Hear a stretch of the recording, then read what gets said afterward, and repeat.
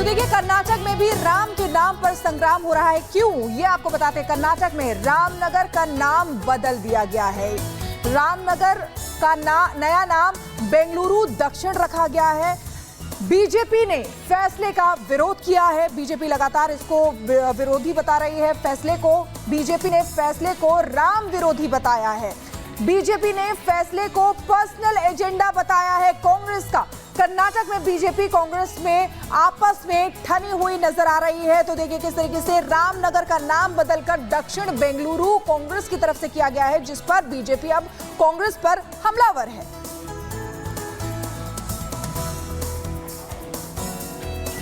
देखिए, कर्नाटक में राम के नाम पर सियासत देखने को मिल रही है, लेकिन अब खबरों में आगे बढ़ते हैं और खबर आपको राजस्थान की बताते हैं, जहां पर देखिए लगातार जिस तरीके से खबर सामने आई है कि भारत जनसंख्या के मामले में इस वक्त दुनिया का एक नंबर देश बन चुका है। हम आबादी के मामले में चीन को भी पीछे छोड़ चुके हैं। सच ये है कि आबादी के बोझ अब अर्थव्यवस्था के लिए भी एक बड़ी चुनौती बनता हुआ नजर आ रहा है। लेकिन इन तमाम खतरों के बीच हिंदू संत समाज को ऐसा अलग ही चिंता सता रही है।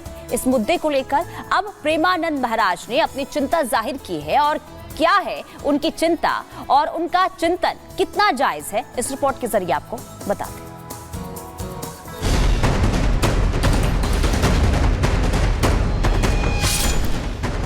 जनसंख्या के मामले में भारत ने चीन को पछाड़ दिया है। ऐसे में पंचायती अखाड़ा श्री निरंजनी के महामंडलेश्वर स्वामी प्रेमानंद महाराज ने एक नए विवाद को जन्म दे दिया है। महामंडलेश्वर ने भागवत कथा के दौरान हिंदुओं से ज्यादा बच्चे पैदा करने का आह्वान किया। प्रेमानंद महाराज ने मुस्लिमों की बढ़ती आबादी पर अपनी चिंता जताई। साथ ही उन्होंने इंडोनेशिया का उदाहरण देते हुए आने वाले भविष्य को लेकर हिंदुओं को आगाह भी किया। प्रेमानंद महाराज की बातों को कई धर्मगुरु भी आगे बढ़ाते नजर आए। आज से 25 साल पहले 2 करोड़ थे, फिर हुए 9 करोड़ और अब हो गए हैं 38 करोड़। वो दिन दूर नहीं है कि हिंदुस्तान इंडोनेशिया ना बन जाए। आज इंडोनेशिया में अगर इंडोनेशिया की रामलीला जो है टिकट से देखी जाती है। धर्म विशेष की बात करते हुए प्रेमानंद ने कहा कि 25 साल पहले वो लोग 2 करोड़ थे, फिर 9 करोड़ हुए और अब 38 करोड़ हो चुके हैं।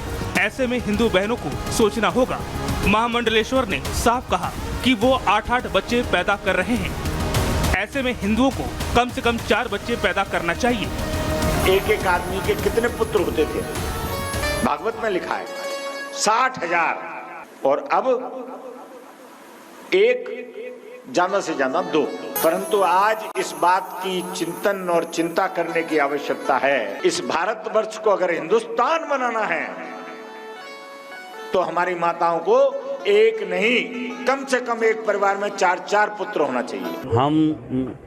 हमारे 2 से हम अब शेर का बच्चा एक ही अच्छे पर आ गया हिंदू, और वहीं दूसरी ओर हम 4 हमारे 40 की ओर बढ़ रहे हैं, जिससे जनसंख्या अनुपात का बहुत बड़ी गड़बड़ हो रही है। 4 बच्चे हमें होने चाहिए। वैसे तो मैं इतना ज़रूर कहूँगा कि इतने बच्चे आपके पास होने चाहिए कि एक बच्चे आपके घर से साधु भी बने, देश की रक्षा के लिए भी एक व्यक्ति आए, एक व्यक्ति आपके घर के रक्षा के लिए भी आए।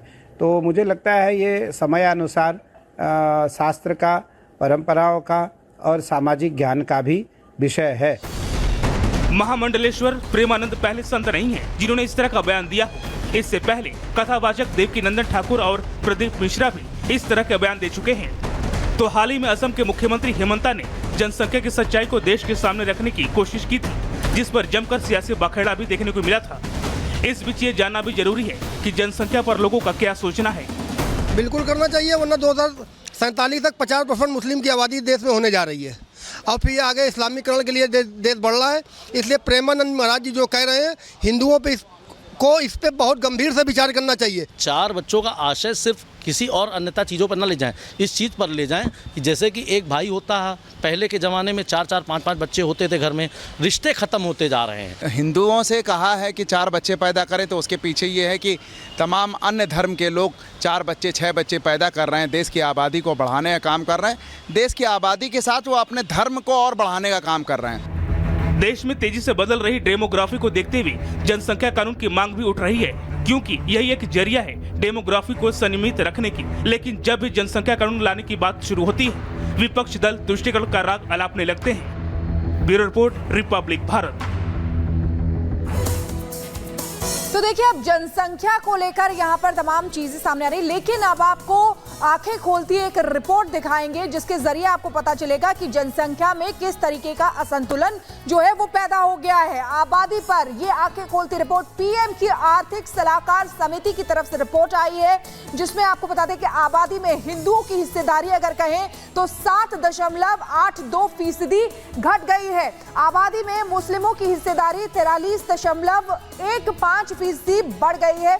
वहीं 1950 से 2015 तक बात करें तो जनसंख्या पर रिसर्च हुई है। ये जो रिसर्च है वो 1950 से शुरू हुई थी। आपको बता दें कि हिंदू 84.68% से गिरकर 78.06% पर आ गए हैं। वहीं मुसलमानों की अगर बात करें तो 9.84% से बढ़कर 14.09% पर आ गए हैं। सिख की बात करें तो 6.58% है। ईसाई की हिस्सेदारी 5.38% बढ़ गई है। जनसंख्या में पारसी और जैन का हिस्सा कम हुआ है और 65 सालों में जनसंख्या में भारी असंतुलन दिखाई दिया है। ये आपको रिपोर्ट हमने दिखाई जिस पर जो आबादी पर आंखें खोलती है। चलिए खबरों में आगे बढ़ते हैं। अब बात कर लेते हैं राजस्थान की। राजस्थान विधानसभा से एक ऐसी तस्वीर सामने आई जो नहीं आनी चाहिए थी। दरअसल आपको बता दें कि बीते शुक्रवार को राजस्थान विधानसभा में बजट को लेकर चर्चा हो रही थी और इसी दौरान कांग्रेस के वरिष्ठ नेता और कोटा उत्तर से विधायक शांति कुमार धारीवाल जो अब जो है काफी चर्चाओं में आ चुके हैं और चर्चाओं में आने की वजह यह है कि उन्होंने विधानसभा स्पीकर को गाली दे डाली और इसी के साथ ही सभापति को धमकी दे दी है। इसके बाद से ही ये वीडियो जो है सोशल मीडिया पर जमकर वायरल हो रहा है और साथ ही साथ बीजेपी जो है वो गुस्से में भी लाल है। लेकिन आखिर ये पूरा बवाल कैसे शुरू हुआ, ये नया विवाद क्या है, रिपोर्ट के जरिए दिखाते हैं।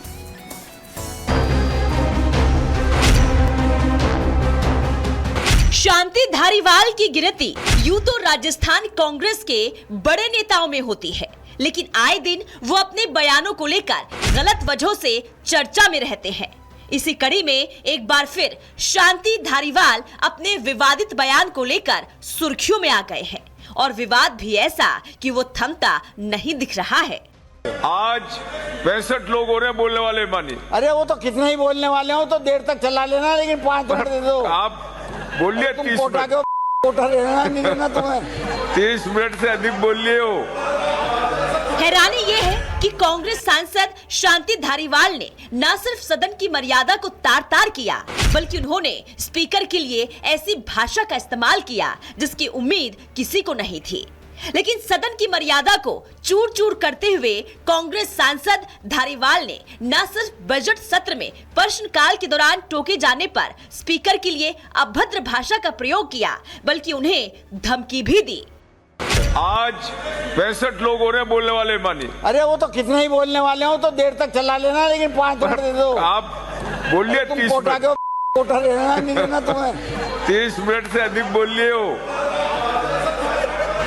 दरअसल सदन में ये बखेड़ा तब खड़ा हुआ जब बजट सत्र के प्रश्नकाल में बोलते हुए कांग्रेस के सांसद शांति धारीवाल को सभापति संदीप शर्मा ने समय की दुहाई देकर उन्हें अपना वक्तव्य खत्म करने को कहा, जिसके बाद सांसद धारीवाल ने सभापति से 5 मिनट और मांगे, जिस पर सभापति ने ये कहकर असमर्थता जताई कि आज बोलने वाले सदस्यों की लिस्ट लंबी है। जिसके बाद शांति धारीवाल अपना आपा खो बैठे और उन्होंने सभापति के लिए अपशब्दों का इस्तेमाल करना शुरू कर दिया। इतना ही नहीं, धारीवाल ने सभा में मौजूद कर्मचारियों को भी उल्टा पुल्टा कहा।